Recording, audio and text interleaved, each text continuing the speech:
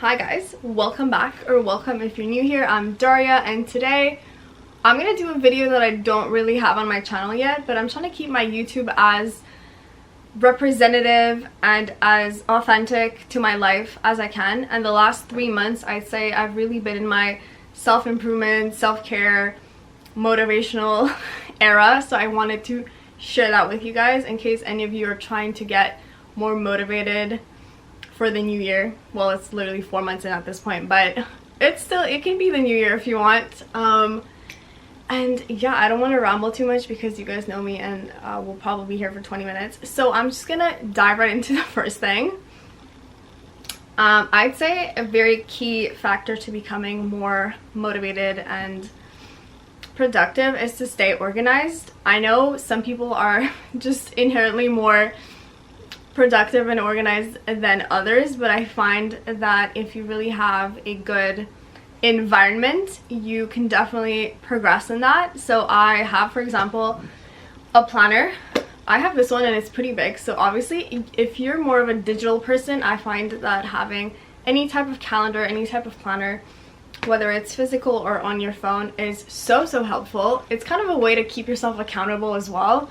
And I think that even writing down the smallest task, just the fact that you're checking them off is it's so satisfactory, and it really keeps you, I guess, motivated, because then you feel like you've accomplished so much. Even though it's like wake up, work out, and read. I used to say I'm gonna work out, I'm gonna read, I'm gonna do whatever.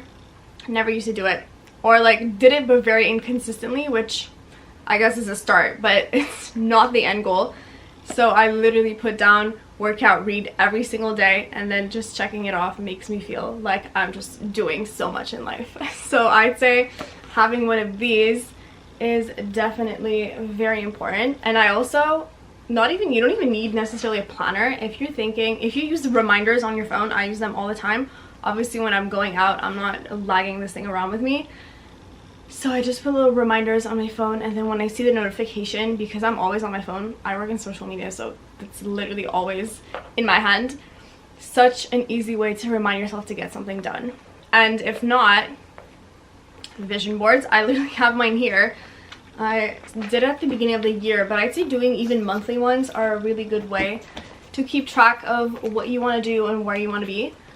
I have my 2024 one right here, so obviously it's a good way to kind of remind yourself of what you're aiming for. I even have it as the lock screen on my phone. So yeah, I feel like that's a really common one. And if you're thinking that they don't work, because I'd say 2 or 3 years ago I was like, oh, like, you know, manifestation and everything. You know what? Some things that happened last year are so wild to me because I put them on my vision board thinking, oh, like maybe one day that's gonna happen or whatever. But I kept kind of working at them. Obviously, if you don't do anything, it's not just gonna magically appear from the sky. We all know that. But working towards those goals, and they happened last year, and I'm still in disbelief. So I was aiming high when I did this, and it's a good way to just remind yourself of, you know, how you want to stay on track. Because obviously, even if you're watching this video, I'm assuming that getting your ish together is part of your goals, and it's a great start even just watching this video. I've been watching so many videos, like Tam Carr, if I'm saying her last name wrong, I'm so sorry. She is a legend and a queen. I watch her videos all the time, and I feel like she genuinely motivates me. So if I can do that for even one person, my goal is accomplished. Next thing, I literally have my notes here. If I'm looking to the side, apologies. I would say plan ahead. Like I said, vision boards and everything is a good way to visualize what you want for the future. But at the end of every week, either on Saturdays or Sundays, I write down kind of what I want to accomplish in the next week, and I spread it out realistically. I think that's also a very important factor. If you tell yourself you're going to do 15 things tomorrow, I'm sorry, honestly maybe you're just iconic like that and you can get them done, but realistically that's not going to happen every single day. So spread them out, and yeah, at the end of each week, see what you've done this week that maybe worked best for you, integrate that into the next week, and slowly build up good habits because it's genuinely not going to happen overnight. I think you are all very aware of that. And again, practice is always better than over planning.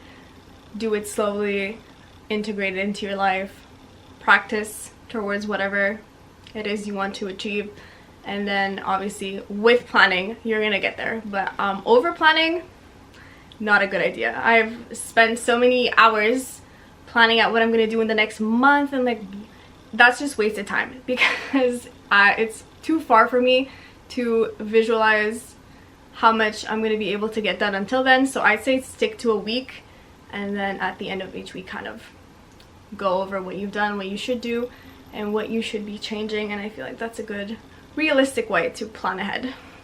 Next, I feel like you've all heard people say that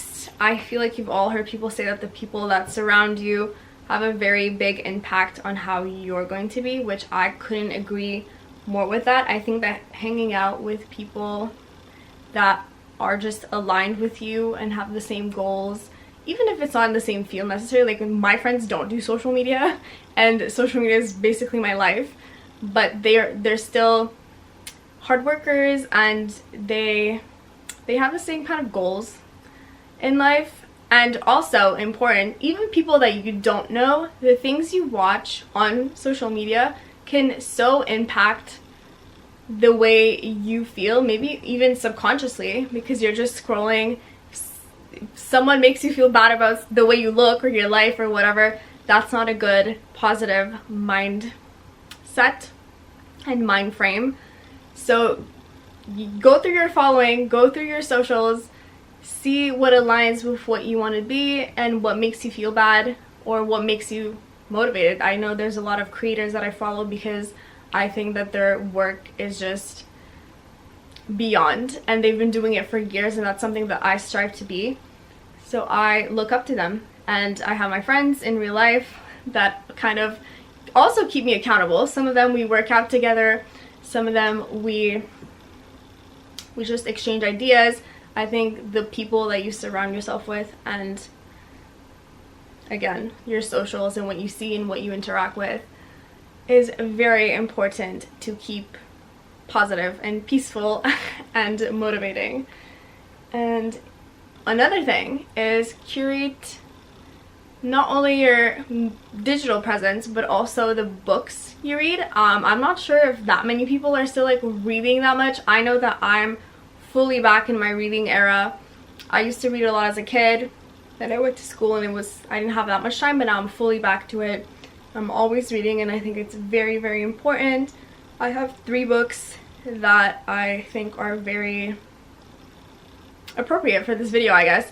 One of them I'm going to reference a bit later, and honestly, I feel like I've been referencing already without mentioning it. Atomic Habits. I'll put up, hold on. Actually, let me go get them. Okay, Atomic Habits by James Clear. I feel like a lot of you have already seen this book or have even read it. What I'm saying today is a lot of things that are touched upon in this book. Obviously, the author is doing a way better job at explaining them than me, but you know, just kind of giving you an intro into what has been working for me recently. But yeah, Atomic Habits I'd say is really good for changing up your lifestyle if that's what you want to do. Get rid of bad habits and build new ones. So if there's any takeaway from this video, it's that you need to read Atomic Habits. And then this one also I feel like has been seen a lot on the socials. It's 101 Essays That Will Change the Way You Think by Brianna Wiest. I read one every single day. I think it really does make you reflect on various topics, and I've just been really enjoying it. I'm at like the 10th day and I'm already recommending it, so I can only imagine by the time I'm at the end that I will love it even more. But yeah, this one's also good. This one's perfect for more of a self-evaluation, which is literally my next point, and self-reflection. And then these ones are more money related. Think and Grow Rich by Napoleon Hill. Why did I say that so weird? Napoleon Hill, and Rich Dad Poor Dad by Robert Kiyosaki. Again, if anyone's names I'm pronouncing wrong, I apologize. But yeah, these two books, like I said, are more financial and money related, but I guess they do qualify in leveling up in life. So I think they're easy reads, very easy to understand, and also very valuable. So those are the 4 books that I think you definitely should look into and that I think hold a lot of value and that you can take a lot from. Obviously there's way more, but these ones I've just been into the last 4 or 5 months. Next point, like I just said, is self-evaluation. Just reflect on the things that you wish you would like to change and maybe try to find a deeper meaning behind why you're not able to make those changes. For example, I think it was in Atomic Habits, it was talking about a fear of failure, which I think a lot of procrastination stems from that. It's not just you not wanting to do something, there's definitely something behind it. And I think, I'm not gonna lie to you, I'm also a procrastinator, especially in university. I used to wait till the last minute and I had stress so I could do my assignments. So I'm not telling you that I've been motivated my whole life, but kind of trying to get over that procrastination level 100 and tone it down a little bit. But yeah, I'd say question what it is that you want to work on and maybe why you'd like to work on it, and then use logic. And again, I'd say be realistic. I'd say, you know, environment and also genes have an impact on what you'd be better at doing. So maybe evaluate how you want to go about doing some things based on your strengths that you already have or how strong your weaknesses are in that regard. And yeah, definitely in Atomic Habits, I remember reading this a few days ago. It said that self-control is difficult because it's not satisfactory. So obviously think long-term. It's not going to come overnight and you're going to have to work at it, but then it's just think about how rewarding it's going to be when you can say you're in your productive era and you're actually getting everything that you want to get done. I feel like that's a big motivator for me. And yeah, and now in terms of habits, building positive ones, honestly find things that you want to do and adapt them to what you already like doing. So for example, if you don't love working out, going on a hot girl walk is already the best way to integrate movement into your day. Obviously, well, there's a snowstorm outside in Montreal today and it's April 4th, so it's not the best time, but I'm sure every other place in the world has better conditions. So yeah, doing a hot girl walk. Maybe some people it's cooking. I can't promise you that I stick by that because cooking's not my thing, but maybe cooking relaxes you, and you know, try to find things that you enjoy doing and maybe be like, oh, if I do this, then I can do this that I actually enjoy doing after. So then you're not just forcing yourself to do things that you don't want to do because you're gonna drop them real quick. And yeah, for me it's been Pilates. Also make sure to just take care of yourself in general. Take your vitamins. You know, hygiene, look good, declutter. I feel like that's a really good way to keep your mind open. And I just feel like when I have a clean space, I'm just more focused in on other things. And yeah, decluttering, I think it's been really good for me. My next point, which I also think is very important, is to not be too hard on yourself. Just the fact that you want to change is already such a positive thing, and obviously when you start out it might be way harder than as you go on, but I feel like that's valid for anything in life. Make bad habits hard for you to do, but just remember that as you're trying to eliminate those bad habits, you might fail. Just realistically, you might fail, but don't fail twice. If you fail once, maybe evaluate again what led you to fail at changing that habit, and then readjust, and I'm sure you're going to be progressing just the way you should. And don't change everything all at once. I feel like, no, I don't know if necessarily now because it's been 4 months into the new year, but I know like January 1st everyone's like, I'm gonna work out 7 times a week and I'm gonna eat so healthy.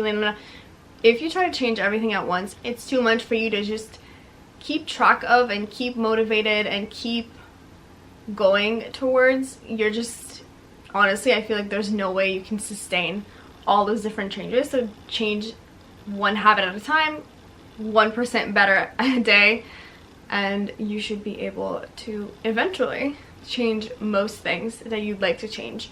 Just don't change them all at once. I started reading before I started working out, and now I'm able to work out 5 times a week, and I'm able to read like 1 book every week or 2, which is definitely not things that I was doing before, and it was definitely goals of mine just to be taking better care of myself. But yeah, definitely didn't do it all at once, and there's still things I'm going to tell you in 2 seconds that I'm still struggling with. So I'm still working on them, and I'll get back to you in maybe a few months and let you know if I'm able to do them as I wish to do them. But yeah, my last point is kind of different points. I took notes when I was reading, I'd say mostly Atomic Habits, but also the 101 Essays. To change a certain habit, you'd have to, 1, make it obvious and make it easy. So examples of this, I suck at drinking water. It's my downfall in life. I don't know why it's so hard for me to drink water. It's not that hard, but I now have to put water bottles around my house to remind myself to drink water. So I'm making it obvious because I'm seeing the water bottle, so I know I have to drink it. And I'm making it easy because I'm putting them in different spots. And I'm eventually gonna grab the water bottle and drink it if it's in my field of vision. And I feel like I'm still working on it, to be honest. Especially when I'm out, it's so hard for me to remember to drink water. And it's such a simple thing, right? But yeah, I think making it obvious, making it easy, and making bad habits hard is also a bonus. I think if your goal is trying to eat healthy, then maybe when you go to the grocery store, go with a list, or literally send someone else if you can do that, and send them with a list, so that way you don't buy 47 million snacks and you just have them in your pantry. Because I know that when I have 47 snacks, I will definitely reach for them even if it's midnight and I'm editing a YouTube video like I probably am right now. For this video, make it hard, because you know, temptation is temptation. You might just a little bit, and we're trying to eliminate that. But yeah, also reading. How I got myself to read more is that I put a bunch of books by my bed and I make myself, well, in the beginning, also I enjoy reading, but in the beginning I would make myself read at least 20 pages a day. It was by my bed, easy to see, and it just reminded me. And like I said, I put in my planner every single day, read and work out, so then when I get to, it's just satisfactory. What else? Habit stacking is also another point that I want to touch on. So it's when you tell yourself, like, after I do this, then I'm gonna do this. I'm gonna stick to my water bottles and books by my bed example, because I have the water and the book next to my bed. I know that I'm gonna have to do both. Well, I'm gonna make myself do both. So I'm just kind of stacking up the habits that I have, and I'm making them easy to follow each other. So even when you're planning out your week at the end of the previous week, make sure to put together things that you would naturally do as the day would progress. For example, I'm going back to the 9 to 5 life real quick, but so the last few months I've been working from home, working on my social media, so I haven't had to really leave my place.